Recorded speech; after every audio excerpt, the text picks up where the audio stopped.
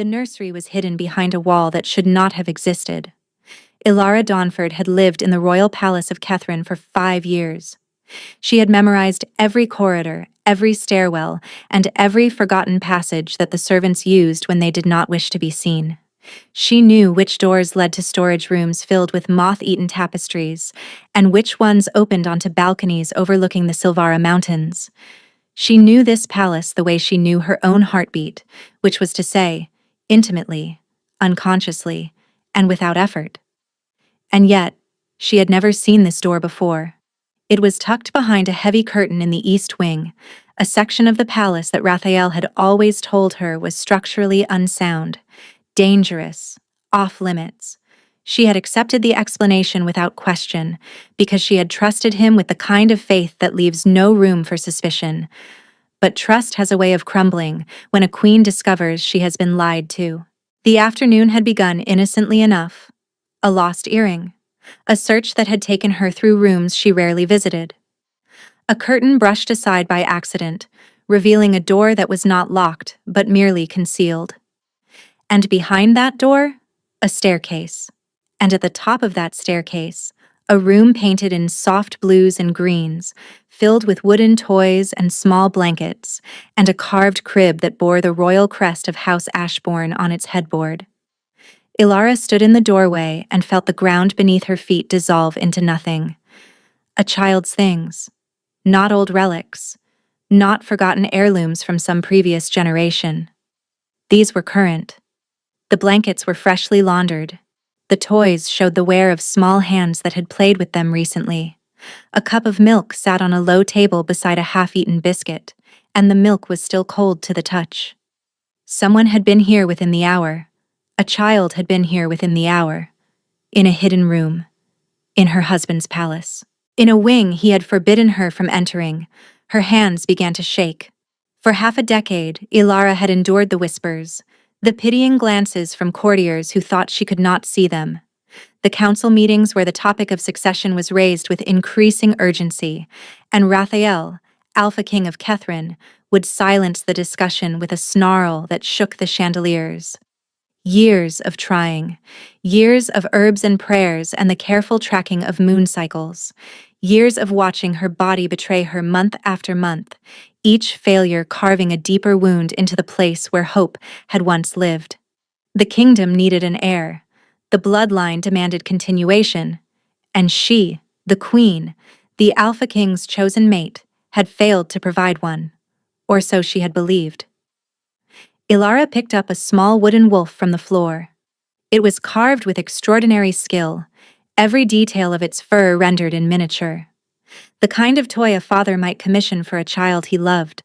She turned it over in her trembling fingers and found an inscription burned into the base. For my son. My blood. My secret. The wooden wolf slipped from her hand and struck the floor with a sound that seemed to echo through the entire palace. His son. Raphael had a son. An heir existed. A child of the Alpha King's blood, hidden in a secret room in a forbidden wing while his queen spent years destroying herself with grief and shame over her inability to conceive.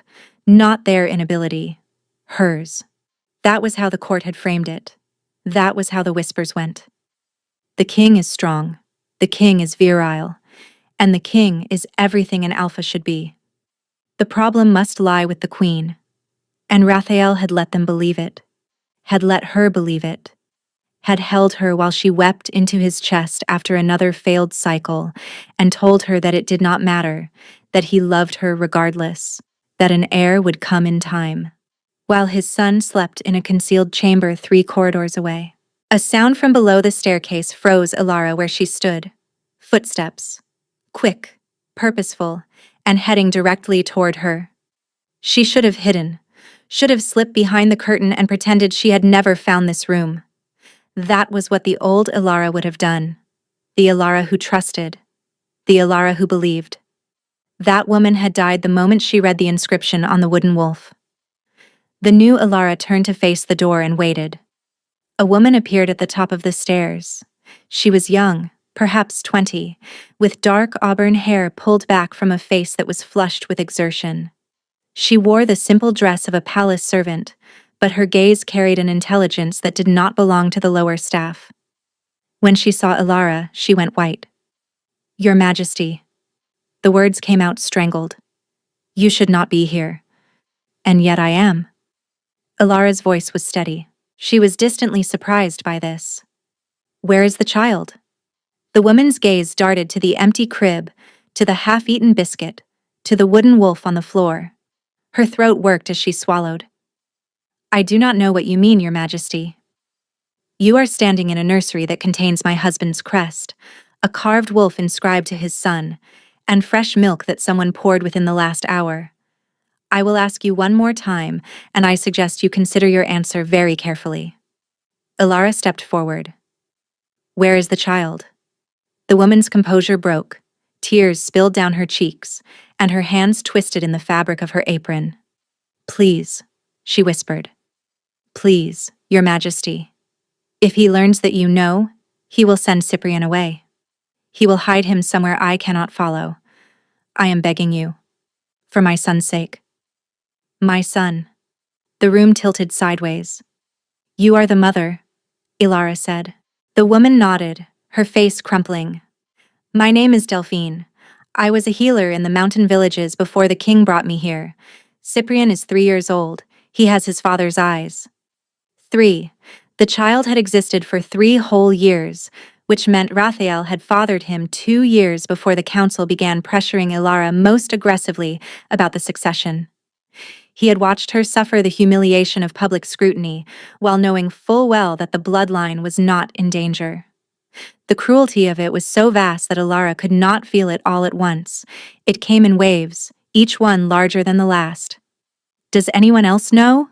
Ilara asked. Delphine hesitated. "The king's first beta, Haddon. He arranged everything. The wing, my quarters, the rotation of guards who can be trusted to keep silent." Haddon. Of course. Raphael's closest advisor. The man who had been at his side since childhood. He had known the entire time. "How often does the king visit?" Ilara heard herself ask. "Every night." Delphine's voice broke on the word. "He comes after the court has retired. He holds Cyprian. He reads to him. He stays until the boy falls asleep." Every night. Every night, while Ilara lay alone in their shared chambers, wondering why Raphael's visits had grown shorter and less frequent, he had been here, in this room, with his son and the woman who had given him what his queen could not. "I need you to understand something," Delphine said, stepping forward with sudden urgency. "I did not choose this. The king came to my village seeking a healer for his injured wolves. I did not know who he was. By the time I understood, I was already carrying Cyprian, and the king had already decided that the child would be raised in secret." Why secret? The question tore itself from Ilara's throat. Why hide a healthy heir when the kingdom is desperate for one? Delphine's expression shifted to something that looked almost like pity. "Because announcing the child would mean acknowledging me," Delphine said quietly. "And acknowledging me would mean publicly admitting that the bond between the king and queen had not produced what the kingdom required. The council would have demanded your removal. The king said he could not allow that." Ilara laughed. The sound was awful, sharp, and fractured, and it echoed off the nursery walls. "He hid a child. He hid a woman. He let me believe I was barren. He let the entire court believe I was failing him." She pressed her palm against the carved headboard of the crib. "And he did all of this to protect me?" Delphine said nothing. Her silence was answer enough. From somewhere deep in the palace, a bell chimed. The evening court would begin within the hour. Ilara looked at the nursery one last time. At the small blankets, at the wooden wolf on the floor, at the ghost of a life that had been built in shadows while she lived in the light and understood nothing. "Tell no one that I was here," she said to Delphine. Then she descended the staircase, pulled the curtain back into place, and walked through the corridors of the palace with the careful, measured steps of a woman holding herself together by force of will alone. She had dinner to attend, a court to face, a husband to sit beside, and a decision to make that would change the course of the kingdom forever. Ilara sat through dinner that evening and did not taste a single bite of food. The great hall of Catherine was magnificent in the evening light. Torches lined the stone walls, their flames reflected in the polished surface of the long oak table. Musicians played softly from the gallery above. Servants moved with practiced silence between the seated nobles, pouring wine and placing dishes with the precision of choreography. At the head of the table, Raphael presided over it all. Tall, broad-shouldered, with dark hair that fell to his collar and a jaw that looked as though it had been carved from granite. His eyes were the deep amber of old honey, and when he turned them on Ilara, they softened in the way that had once made her believe she was the center of his world. She met those eyes now and saw them for what they were. A performance. A carefully maintained illusion. "You are quiet tonight, my love," Raphael murmured, his hand finding hers beneath the table. Ilara did not pull away. Pulling away would invite questions she was not ready to answer. "I am tired," she said. The day was long. His thumb traced a circle on her wrist, a gesture so intimate and familiar that it made her stomach clench with nausea.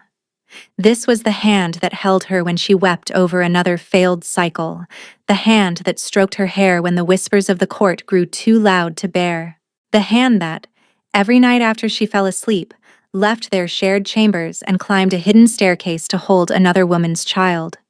Across the table, Haddon watched them with an expression of benign contentment. The first Beta had been the first person to welcome Ilara to the palace when she arrived as a nervous bride. He had shown her the gardens, taught her the protocols of court, told her the king had spoken of nothing but her for weeks before the wedding. All of it built on a foundation of sand. Or perhaps, not all of it. That was the part that made Ilara's chest ache. Because beneath the deception, there had been moments of genuine tenderness. The way Raphael held her when thunder rolled across the mountains. The way he brought her wildflowers from his morning hunts, stems still damp with dew. The way he looked at her sometimes, when he thought she was not watching, with an expression so raw it stole her breath. Had all of that been real? Could a man love his wife and still deceive her so completely? After dinner, she excused herself before Raphael could suggest they walk together. She stood beneath the stars in the private courtyard until her breathing steadied. Her mother, the daughter of a minor pack leader from the Western Valleys, had always said that anger was a flame. Useful for seeing clearly in the dark, but fatal if you let it burn without direction. Ilara needed direction. The facts were these. Raphael had fathered a child with a healer named Delphine approximately 4 years ago. The child, Cyprian, was 3, and had been raised in a concealed room within the palace. Haddon had orchestrated the concealment. Raphael visited nightly. The rest of the court, including Ilara, had been kept ignorant. But there were facts she did not yet have. Had the relationship with Delphine been a single encounter or an ongoing affair? Did Raphael love the woman? Why had he chosen to hide the child rather than announce him? And most importantly, had Raphael ever truly intended to tell Ilara the truth? Or would Cyprian have remained a shadow forever? She needed answers she could not get from Raphael himself, because the moment he learned she knew, he would construct explanations designed to manage her response. He was the Alpha King. Managing situations was what he did. The following morning, Ilara waited until Raphael had left for his dawn patrol before making her way to the East Wing. This time, she did not hesitate. She pushed through the curtain, climbed the staircase, and entered the nursery with the composure of a queen conducting official business. Delphine was seated on the floor beside a small boy who was building a tower out of wooden blocks. Ilara looked at the child for the first time. Cyprian had dark hair that curled at his temples, chubby fingers that moved with surprising dexterity, and when he looked up at the unfamiliar woman in his nursery, he smiled with an openness that only children possess. His eyes were the deep amber of his father's. The resemblance struck Ilara with a force that cracked something inside her chest. Not anger this time, something worse. Grief for the child she had never carried. Envy so sharp it drew blood. And beneath both of those, a tenderness she had not expected, because the boy was innocent. Whatever sins his father had committed, this child had chosen none of them. Was it once? Ilara asked Delphine. Or was it more than that? Once, Delphine said. A single night. He was injured during the mountain patrol, a rock slide. I healed him over the course of a week. On the last night, before he left. She trailed off. I did not know he was the king. He told me his name was Wrath, and I believed him. When did you learn the truth? When his wolves came for me 2 months later. Haddon arrived with 6 guards and told me the father of my child was the Alpha King of Catherine. Does Cyprian know who his father is? He knows a man comes to visit him every night. He calls him Papa. But he does not understand what a king is, or why he must stay in these rooms, or why he has never been outside. He has never been outside? In all this time? Delphine's eyes filled with tears. The king says it is too dangerous. I have told him 100 times that a child needs sunlight. He always says soon. Soon is the only word he knows. Ilara crouched down to the child's level. That is a fine tower, she said. Cyprian held out a wooden block, an offering. The simple, uncomplicated generosity of a child who did not yet understand that the world was full of people who took without giving. Ilara accepted the block and placed it carefully on top of his tower. Cyprian beamed. Then he pressed his small palm flat against the block and closed his eyes. And for the briefest moment, Ilara thought she saw a faint shimmer of warmth pass through the wood. A glow, barely visible, like candlelight seen through frosted glass. She blinked, and it was gone. He does that sometimes, Delphine whispered, her face pale. He says his friend Bright lives inside his chest and comes out through his hands. I do not know what it means. Ilara looked at the boy with new eyes. A wolf spirit awakening at 3 years old was unusual enough, but this, whatever this was, felt like something older, something deeper. She rose and spoke with a clarity that surprised them both. I will not betray your secret. Not because I wish to protect Raphael, but because that child has done nothing wrong, and I will not be the reason his life is thrown into chaos. She paused at the top of the staircase. But I will have the truth from my husband. All of it. And I will decide for myself what happens next. Ilara chose the night of the solstice feast to break her silence. The decision was deliberate.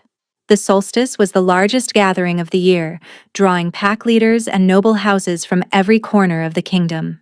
The great hall would be filled with hundreds of wolves, all watching the Alpha King and his queen for signs of strength, unity, and the promise of an heir that never seemed to arrive. Ilara wanted witnesses, not for a public spectacle, but she wanted the weight of their expectations pressing down on Raphael's shoulders when she finally forced the truth into the open. She had spent 2 weeks preparing. In those 2 weeks, she had visited Cyprian's room 4 more times. She had learned that he loved the color blue, that he was afraid of loud noises, and that his imaginary friend Bright had grown stronger. Once, while Cyprian was stacking blocks, the entire tower had glowed faintly golden before toppling over. Delphine had caught Ilara's eye across the room, and neither of them had spoken about what they saw. She had also learned, through careful observation and discreet conversations with servants whose loyalty to her predated their fear of the king, that the situation was more complex than she had initially understood. Haddon had not simply hidden the child out of loyalty to Raphael. He had done so because of a specific threat. House Galvane, the second most powerful family in the kingdom, had been agitating for years to place their own bloodline on the throne. Lord Corvin Galvane had 3 sons, all of them strong wolves, all of them positioned to challenge for the crown if Raphael failed to produce an heir. The Galvanes did not know about Cyprien. If they discovered that a child existed, born outside the royal marriage, they would use the scandal to destabilize Raphael's rule and potentially mount a direct challenge for the throne. Ilara understood the political calculation. She even, in her most rational moments, understood why Raphael might have believed that secrecy was the safest path. But understanding a reason is not the same as forgiving the wound it inflicts. The solstice feast began at sundown. Ilara dressed in a gown of deep midnight blue and a crown of silver that caught the torchlight like captured stars. She took her seat beside Raphael and accepted a goblet of wine she did not intend to drink. The moment came during the traditional solstice address. Raphael stood before the assembled court, goblet raised, and spoke of prosperity and unity. His voice filled the great hall with the easy authority of a man accustomed to being obeyed. "And so I ask you to raise your cups," he concluded, "to Catherine, to its people, to its future." "To its future," the hall echoed. Ilara stood. The movement registered like a thunderclap. Raphael turned to her, surprise flickering across his features. "If I may add a word, my king," she said, her voice carrying across the hushed hall. He inclined his head. "Of course, my queen." Ilara turned to face the hall. Hundreds of faces looked back at her. Pack leaders, warriors, nobles who had spent years watching her with a mixture of sympathy and contempt. "The king speaks of the future," Ilara said, "and the future of any kingdom rests upon the question of succession. I know this weighs upon many of your minds. It has certainly weighed upon mine." A murmur rippled through the hall. "For years I have borne the burden of this kingdom's expectations. I have submitted to every examination, every remedy, every whispered judgment. I have done so because I love my husband and because I believe in the duty of a queen to her people." She paused. The silence was absolute. "But duty requires honesty, and I have recently learned that honesty has not been equally shared in this marriage." Raphael's hand closed around her wrist, not hard enough to hurt, but hard enough to communicate a message. "Stop." She turned to look at him. His face had gone very still. His eyes held something she had never seen directed at her before. Fear. "Ilara," he said, pitched low, "do not do this. Not here. I will explain everything." "You have had years to explain," she said, just as quietly. "I have had 2 weeks." She pulled her wrist free. Ilara did not finish her speech. She did not reveal the secret. She had not actually intended to, not in front of the Galvanis and every other house that would weaponize the information against an innocent child. What she had intended was exactly what she achieved. She wanted Raphael to know that she knew. She set down her goblet. "Forgive me," she said to the hall with a gracious smile. "I find I am more fatigued than I realized." She walked the length of the great hall with her head high and her spine straight. She made it halfway down the corridor before Raphael caught her. His hand caught her elbow, and he spun her to face him. His wolf was pushing close to the surface, his pupils narrowed to vertical slits. "What do you know?" he demanded. "Everything." The word fell between them like a blade. "I know about the East Wing, I know about Delphine, and I know about Cyprien." His name, the child's name in her mouth. Raphael released her arm as if her skin had burned him. "How?" he whispered. "Does it matter? You hid a child in our home, Raphael. You let me grieve for a baby I could not conceive while your son slept 3 corridors away. You watched me break apart, and you said nothing. I was trying to protect you." From what? From the truth? Or from the realization that the Alpha King of Catherine is a coward who would rather imprison his own son than face the consequences of his choices? The word coward struck him visibly. She saw it in the way his body flinched, the way his jaw locked. "You do not understand the danger," Raphael said through gritted teeth. "The Galvanes have spies in every corridor. If they discover Cyprien exists, they will come for the child. Then you should have told me and let me help you protect him, instead of letting me believe I was broken."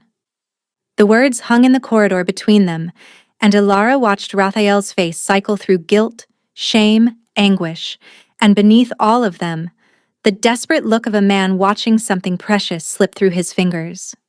"I never let you believe you were broken," he said hoarsely. "You never corrected it. The result is the same." "I want the full truth," Ilara said. "Tomorrow morning, in the council chamber, with Haddon present, since he apparently knows more about my marriage than I do." Raphael's shoulders dropped, and for the first time since their wedding, Ilara saw the Alpha King look defeated. "Tomorrow," he agreed. Ilara turned and walked away from him. She did not look back. If she had, she would have seen Raphael standing alone in the torchlit corridor, his hand pressed over his heart, his eyes bright with unshed tears. And she would have heard, so softly that only a wolf's ears could have caught it, the sound of her name spoken like a prayer by a man who knew he was about to lose everything. But Ilara had reached the end of prayers. Now she would settle for the truth, whatever it cost them both. The council chamber was cold at dawn. Ilara had arrived first, deliberately. She wanted to be seated when Raphael entered. She wanted him to walk toward her. A small thing, perhaps, but power lived in small things, and she had spent too long surrendering them. The chamber was a circular room at the heart of the palace, its walls lined with the banners of every noble house. The Ashbourne crest hung largest at the north wall, a black wolf beneath a crescent moon. Beside it, the Galvane serpent coiled in silver thread. Haddon arrived next. The first beta entered with the cautious stride of a man who knew he was walking into a situation he could not control. "Before the king arrives," Ilara said, "I want to hear it from you." "Why?" "Because I believed it was the only way to keep everyone alive." "Explain." "When Raphael returned from the mountain villages, my first instinct was the same as yours. Tell the truth. Face the consequences." Haddon paused. "Then I received intelligence from our sources inside House Galvane." "What intelligence?" Lord Corvin had already begun laying groundwork for a succession challenge. His argument was simple. The king has no heir. The bloodline dies with Raphael, and the strongest house should claim the throne. How would Cyprian's existence have made it worse? Because of the manner of his conception. A child born outside the royal bond, to a common healer. Corvin would have used it as proof of the king's recklessness, proof that Raphael was unfit to rule. And you could not have countered that argument? Not without revealing something else, something that made the secrecy essential. The chamber door opened.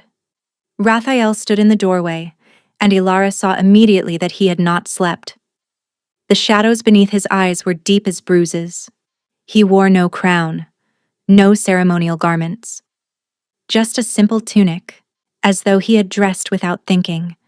He looked like a man walking to his own execution. "Haddon was about to tell me something essential," Ilara said. "I suggest you let him finish." "Tell her," Raphael said quietly. "All of it." Haddon drew a breath. "When Delphine was brought to the palace, our healers examined her as a matter of protocol. They discovered something unusual. Delphine carries the markers of the Ashvale line." The name landed in the room like a stone dropped into still water. Ilara knew the Ashvale history. Every wolf in Kethrin did. The Ashvales had been the original ruling bloodline before the Ashbournes rose to power 6 generations ago. They had been systematically hunted, their families scattered, their name erased. The last known Ashvale had died 80 years ago, or so the histories claimed. "Delphine is a descendant of the original royal house," Ilara said slowly. "She does not know it. Her family has lived in the mountain villages for generations, but the markers are unmistakable. Which means Cyprian carries both Ashbourne and Ashvale blood. The first child in 6 generations to unite both royal lines," Raphael spoke for the first time. "The convergence prophecy, a wolf of unprecedented power. You are telling me that your son is not simply a political inconvenience, he is a prophetic fulfillment. I am telling you that if the Galvanes discover what Cyprian is, they will kill him." Raphael's hands gripped the edge of the table. Corvin Galvane would murder a boy in his crib before allowing that child to reach maturity. Ilara looked at Haddon. "Is this true?" "We have intercepted communications from Galvane agents referencing the convergence child. Their instructions are explicit. If such a child is identified, it is to be eliminated before its 5th birthday, when the unified bloodline would begin to manifest visibly. Before his 5th birthday, Cyprian was 3. Ilara felt the anger that had sustained her shift beneath her feet. The betrayal was still real, but the ground on which she had built her fury was no longer as solid as it had been. "You should have told me," she said, and her voice cracked on the final word. "I was afraid." The admission seemed to cost him something vital. The Alpha King, who had never shown fear before any enemy, sat before his wife with his defenses stripped away.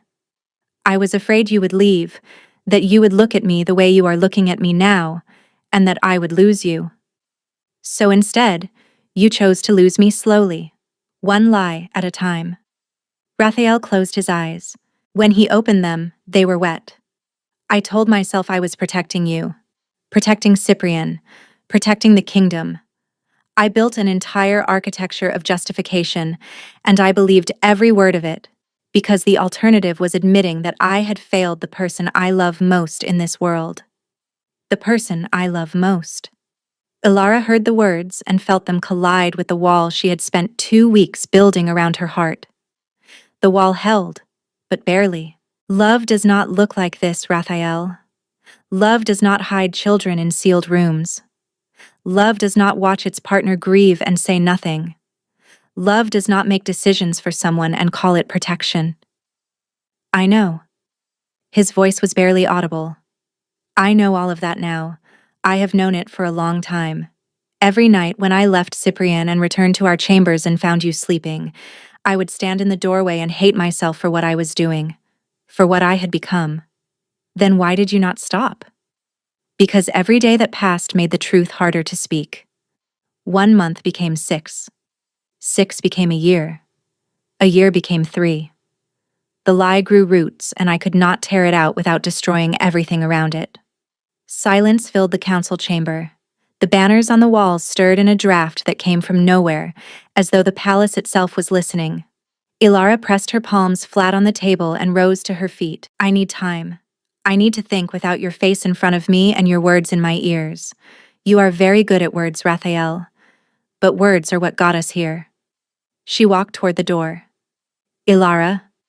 His voice stopped her. Whatever you decide, I want you to know that not a single day has passed when I did not love you. The failures are mine. But the love was never a lie. She stood in the doorway with her back to him. That, she said quietly, is what makes it so much worse. 3 days passed in silence between the king and queen.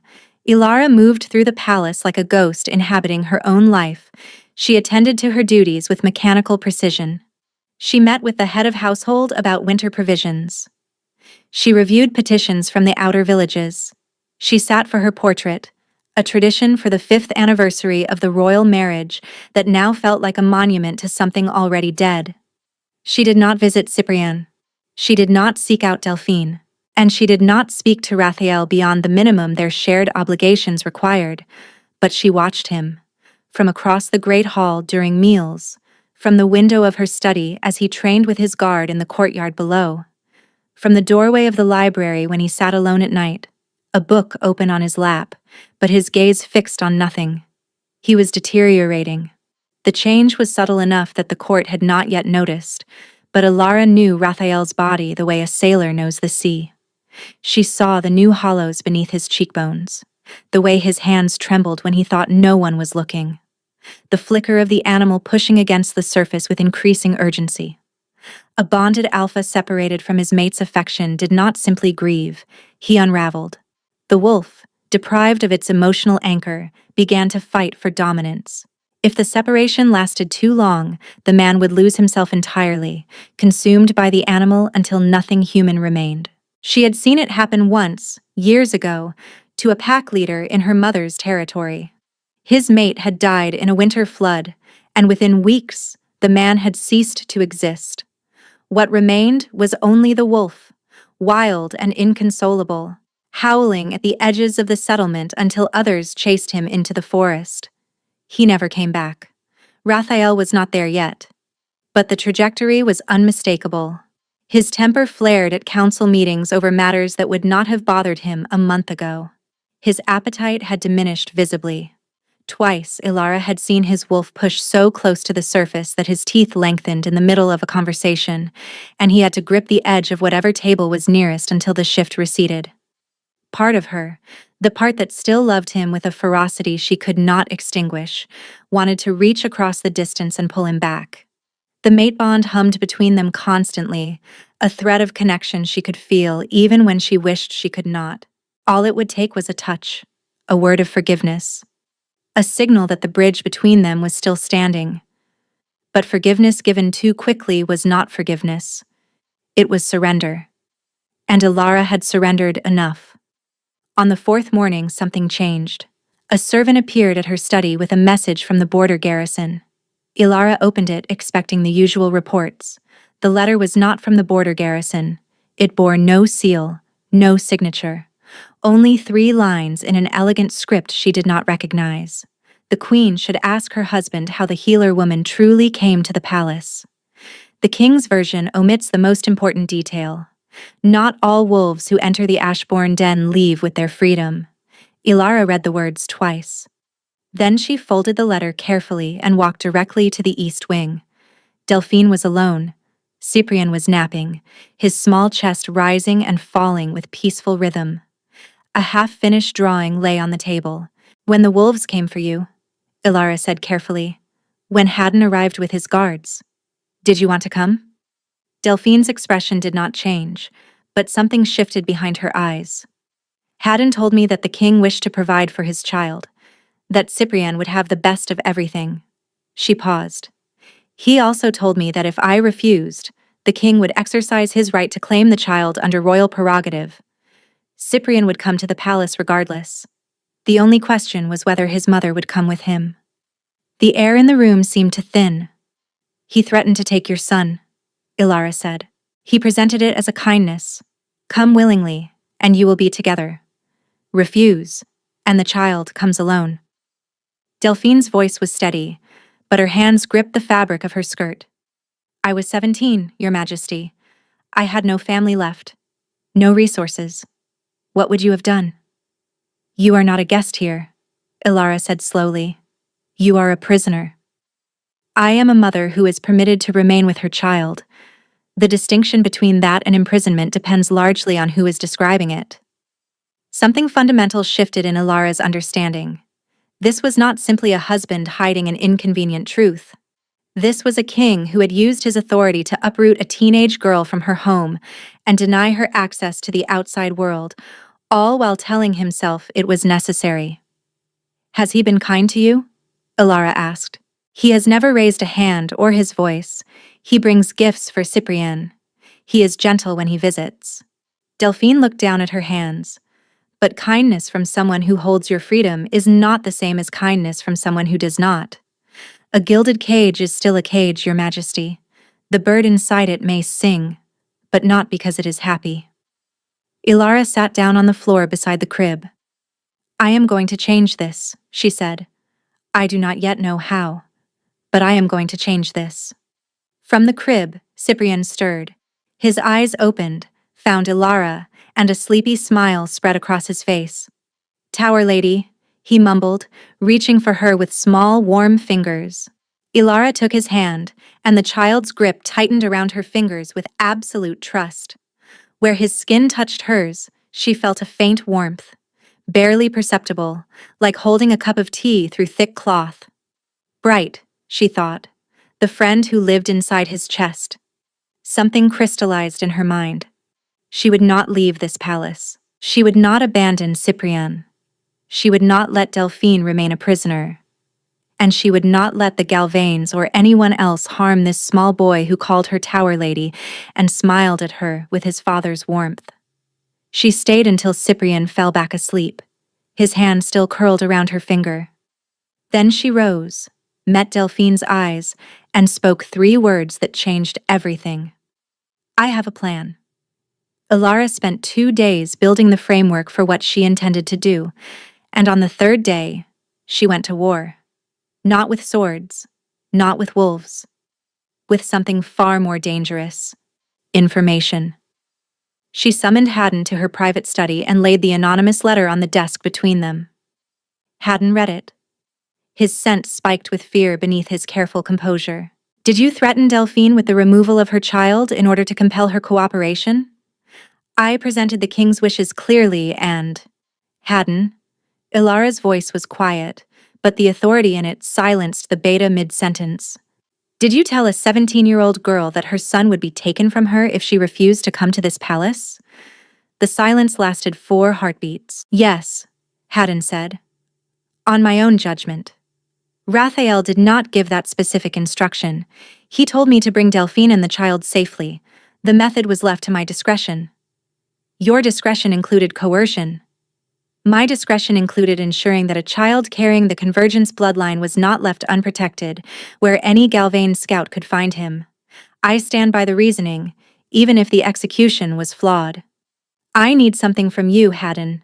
Everything you know about House Galvane's movements, their spies inside this palace, their plans for the succession challenge.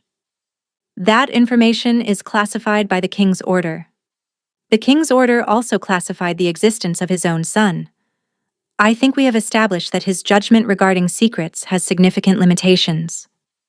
A ghost of something, it might have been respect, crossed Haddon's face. He reached into his coat and withdrew a leather folder, thick with documents. I have been compiling this for 2 years.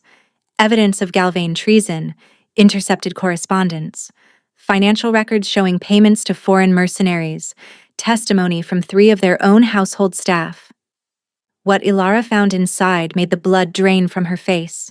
The Galvanes were planning a coup, a coordinated strike timed for the spring equinox, when the kingdom's forces would be dispersed. Lord Corvin had secured alliances with 2 southern pack leaders and a mercenary company from across the eastern mountains. The plan called for the assassination of Raphael, the seizure of the palace, and the installation of Corvin's eldest son as regent. The queen was to be eliminated alongside the king. The spring equinox is in 6 weeks, Ilara said. 5 weeks and 4 days. We cannot go to Raphael with this. He is barely holding his wolf in check.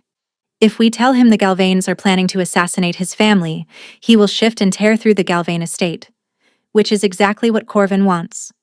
A feral king attacking a noble house without formal charges gives the Southern Pack's justification to join the rebellion. Then what do you propose? We beat them before they know they have lost. We take this evidence to the pack leaders Corvin has been courting and turn his coalition against him. And we do it without Raphael, because right now, my husband is the weakest piece on this board. You want to run a covert operation against the most powerful house in the kingdom without the king's knowledge. I want to save my husband's life, protect his son, free Delphine, and preserve the kingdom from civil war. She met his gaze, without flinching. The question is whether you will help me, Haddon. Not as the king's beta, as mine. Haddon placed his hand over his heart in the traditional gesture of a wolf pledging service. My queen, he said, command me. That night, Ilara began assembling her pieces. She sent discreet messages to 3 pack leaders she knew to be loyal to the throne, but skeptical of the Galvanes. She arranged a meeting with Britta, head of the palace guard, who had served the Ashbourne family for 30 years, and whose loyalty was beyond question. She reviewed maps of the Galvane territories, noting the positions of their garrisons and the supply routes that kept them provisioned. Her mother's voice echoed in her memory. A battle is won before the first blow is struck. Every advantage you hold when the fighting begins is a life you will not have to spend winning it. And late in the evening, when the palace had grown quiet and the torches burned low in their sconces, she went to Cyprian's room one final time. I told you I had a plan, she said to Delphine. I am going to tell you what it is. When she finished, Delphine's face was pale but her eyes were steady. You are asking me to reveal my bloodline, to use it as a weapon against the Galvanes. I am asking you to claim what is rightfully yours. If we present the convergence to the kingdom at the right moment, it makes Cyprian untouchable. No pack leader would side with a family that threatens such a child. The prophecy is too deeply woven into our culture. And what happens to me? That depends on what you want. If you wish to leave, I will ensure you have a home and freedom. If you wish to stay, you will be acknowledged openly. And the king? Ilara hesitated. It was the first time she had allowed uncertainty to show since the day she found the nursery. I do not know yet, she said. I love him. Despite everything, that has not changed. But I do not know if love is enough to rebuild what he has broken. I only know that his kingdom is about to be attacked. His child is in danger, and the woman who bore that child has been kept in a cage. Those are the problems I can solve right now. The rest will have to wait. From the crib, Cyprian murmured in his sleep. Tower Lady. Ilara looked at the small boy and felt her resolve harden into something unbreakable. 6 weeks, she said to Delphine.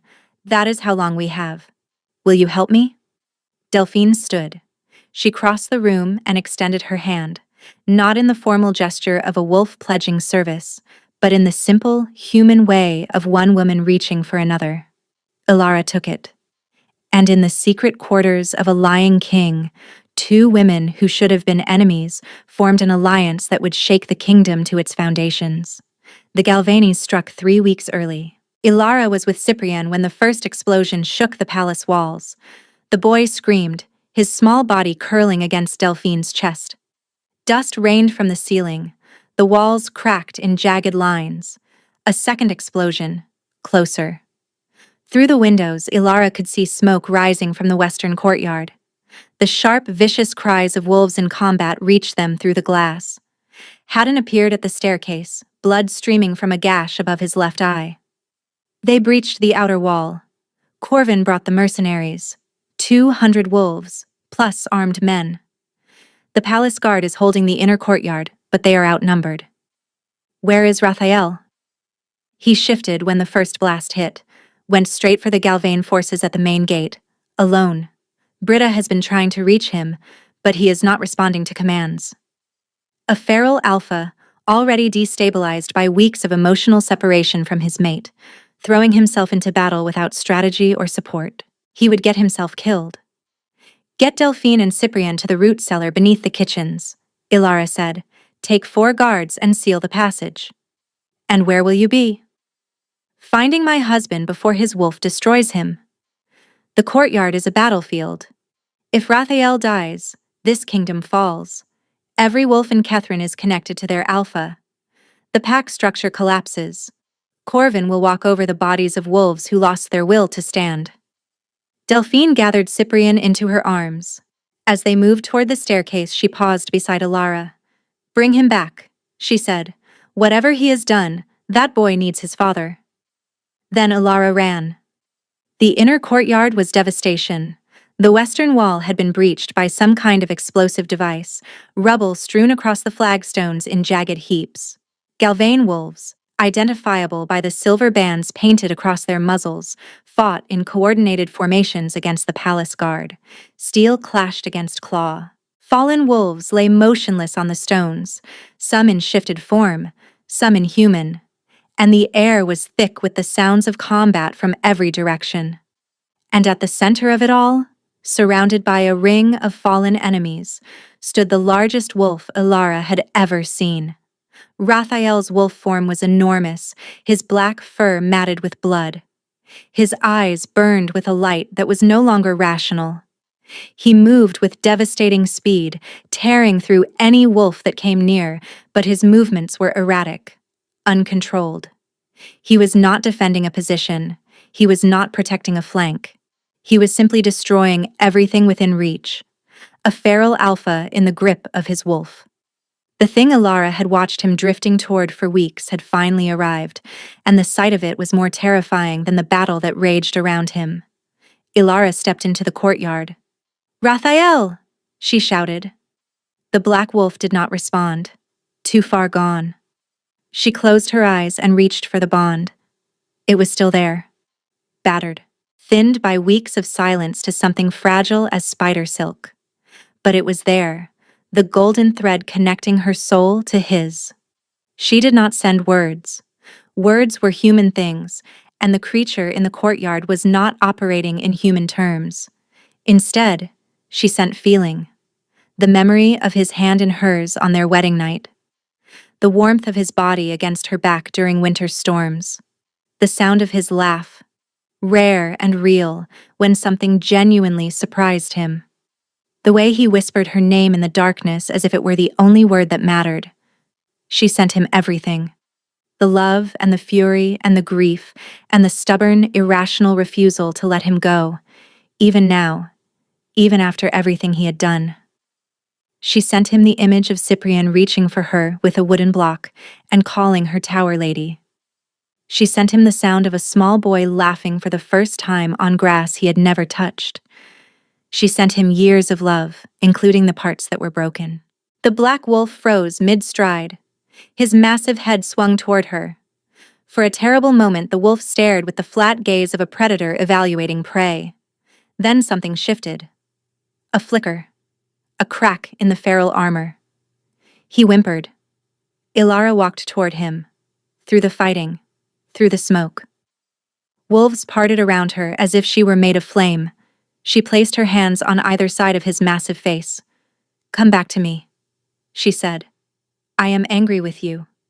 I may be angry with you for a very long time, but I am here, and I need you here too. Not the wolf. You, Raphael. Come back." The shift happened slowly. Bones reformed.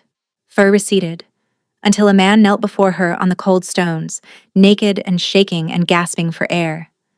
He looked up at her with eyes that were human again. Broken, but human.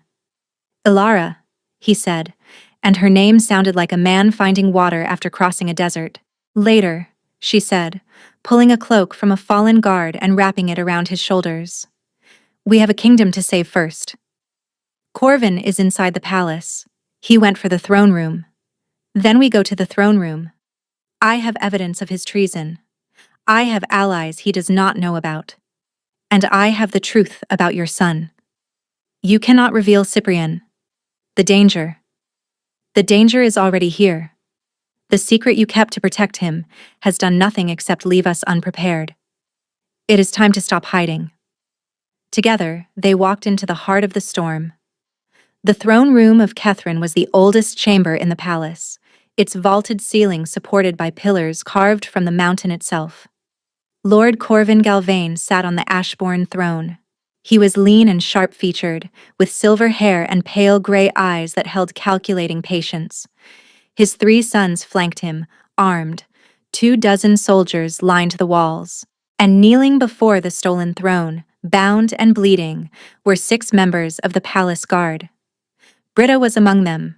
She met Ilara's eyes and gave a single, firm nod. "Still fighting." "The queen arrives," Corvin said pleasantly. "And the king.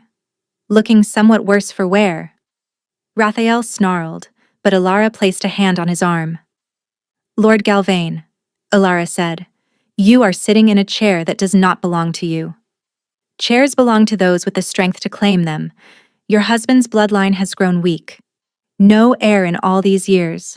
A king who cannot control his own wolf." He smiled. "We all know what the queen has failed to provide." "You are wrong about the heir," she said.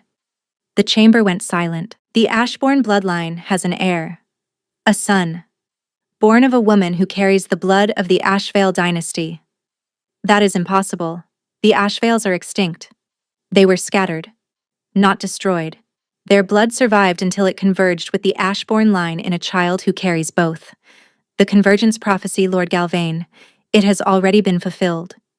"You are lying." "Haddon," Ilara called. The first beta stepped through a side entrance flanked by 4 wolves. He carried the folder of evidence, and beside him walked Delphine. She had left the root cellar. Haddon had made the decision to bring her, understanding in the chaos of battle what Ilara had understood for weeks, that the only way to end the Galvain threat permanently was to reveal the truth the Galvains feared most. Delphine stood in the doorway holding Cyprian. The boy looked at the assembly with wide eyes, clutching his mother's collar. "This is Delphine of the Ashvale line," Ilara announced. "And this is Cyprian Ashbourne, son of the Alpha King, heir to the Convergence bloodline." Cyprian looked across the room and saw Raphael. His face broke into a smile. "Papa," he said. The word echoed through the throne room. Corvin's eldest son drew his sword. "Kill the child. Now." He lunged toward Delphine. 3 things happened at once. Raphael shifted with a roar that shook dust from the ceiling, his black wolf exploding forward. Haddon threw himself between the attacker and Delphine, taking the sword slash across his shoulder. and Cyprian began to glow. The light was golden, pouring from his small body like sunrise breaking through storm clouds. It filled the throne room with a warmth that every wolf felt in their bones, a resonance that bypassed thought and spoke directly to the ancient part of them that remembered what the convergence meant. The Galvane wolves dropped to their knees, not voluntarily, not because they chose to surrender. Their wolves recognized the convergence bloodline with an instinct older than language, older than politics, older than the petty ambitions of men who coveted thrones. They bowed because their deepest nature demanded it, because the blood of both royal lines singing in harmony through a single child was a force that no wolf could resist. Corvin's sons staggered. Their weapons fell from hands that suddenly refused to obey. The eldest, who moments ago had lunged to kill a child, sank to one knee with a sound of bewildered anguish, the beast inside him overriding every command his mind tried to give. Only Corvin himself remained standing, his pale eyes wide with terror. "No," he breathed. Raphael's wolf stood between Corvin and the child, teeth bared, but it was Ilara who stepped forward. "It is over, Lord Galvane. Your soldiers feel the truth. The convergence child exists. Your claim to the throne died the moment this boy drew his first breath." She picked up the sword Corvin's son had dropped. "Kneel or be put down. Those are the only choices remaining to you."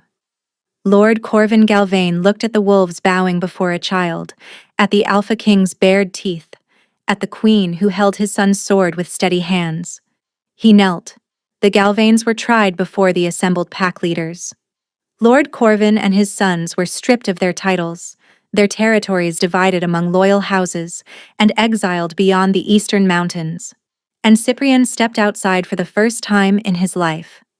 Ilara carried him through the palace doors into the morning sunlight.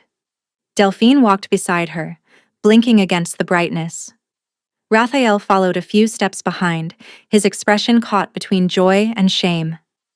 The boy squinted at the sky. He reached toward it with both hands, his fingers grasping at clouds. "Big," he whispered. Then he looked down at the grass and wriggled until Ilara set him down.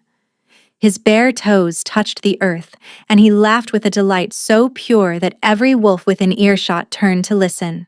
He ran, stumbling, unsteady, but running, the way children are supposed to run, without destination, with nothing but the sheer exhilaration of open space. Delphine fell to her knees and wept. Ilara crouched beside her and put an arm around the younger woman's shoulders. Later, she would learn that the anonymous letter had come from Britta, the head of the guard who had watched Delphine's confinement for years with growing unease and who had finally decided the queen deserved to know the full truth. But for now, none of that mattered. The two women watched together as a small boy discovered that the world was vast and bright and free. Raphael stood apart from them. He did not approach. He simply watched Cyprian and felt the weight of his choices with crushing clarity. That evening, Ilara found Raphael sitting alone in the council chamber. She sat down across from him. The full length of the table stretched between them. But the silence was different now. Not accusation. Two people trying to find their way back. "The council wants to formally acknowledge Cyprian as your heir," Ilara said. "I know. They also want to acknowledge Delphine's Ashvale heritage. I have offered her the position of royal healer, with quarters in the main wing, full freedom of movement, and a seat at the council table." She accepted. Raphael closed his eyes. "You have done what I should have done from the beginning." "Yes." "Can you forgive me?" he asked. Ilara considered the question. She thought about the nursery, the years of suffering, the girl who was given the appearance of choice but not its substance, the love that had been real but insufficient. "I do not know," she said. "Forgiveness is not a decision. It is a process, and you have given me a great deal to process. I will wait, however long it takes. You will do more than wait. You will change. Not grand gestures. The small daily choices of a man who has learned that love without honesty is just another form of captivity." Raphael flinched at the word. Captivity. The same word that described what he had done to Delphine, what he had, in a different way, done to Ilara. "Do not swear," she said. "Show me." He nodded. And in the silence that followed, something fragile began to take root. Not the love they had lost. That could never be recovered in its original form, but something new, built on wreckage, tempered by pain, strengthened by the knowledge that they had survived the worst of each other. Months passed. Cyprian grew. He played in the palace gardens with the same wild energy he had shown on his first day outside, his laughter carrying through open windows and down corridors that had once been filled with silence and secrets. Delphine settled into her role as royal healer with a quiet authority that earned the court's respect. The windows in the east wing were torn out and replaced with glass that opened wide, and Cyprian's old quarters were converted into a sunlit study where he learned his letters and numbers and the history of both bloodlines that flowed through his veins. Raphael began rebuilding trust the way Ilara had asked. In small ways, daily ways. He told her the truth when the truth was difficult. He asked her opinions before making decisions that affected their family. He deferred to her judgment when his own was clouded by emotion. He visited Cyprian openly, not in secret, and he made sure Delphine was treated not as a hidden shame, but as the mother of his child and a woman of dignity and worth. He did not do it perfectly. There were setbacks. Moments when his instinct to protect through silence reasserted itself, and Ilara had to remind him, sometimes gently and sometimes not, that the old ways had nearly destroyed them all. But each time he caught himself. Each time he chose transparency over control. And each time the distance between them closed by another fraction. He did not ask for forgiveness again. He simply lived in a way that made forgiveness possible. And one evening, as the summer sun set behind the mountains and painted the sky in shades of amber and gold, Ilara walked into the council chamber and sat down beside Raphael instead of across from him. He looked at her, a question in his eyes. "I am not there yet," she said quietly, "but I am closer than I was yesterday. And tomorrow, I will be closer still." His hand found hers on the table. She let him hold it. From the garden below, Cyprian's voice floated up through the open window, high and bright and free. "Tower lady! Papa! Come see what I built." They rose together and went to find their son. Not because the wounds had healed, not because the trust had been fully restored, not because all sins were forgiven and all pain forgotten, but because healing is not a destination, it is a direction. And for the first time since she had found a hidden door behind a curtain in the east wing, Ilara Dawnford knew which direction she was walking. Forward, toward the light, toward the laughter of a child who had finally been set free. And beside her, step by step, walked the man who was learning, slowly and imperfectly, how to deserve the woman who had saved them all. Thank you so much for listening. I hope you enjoyed this story.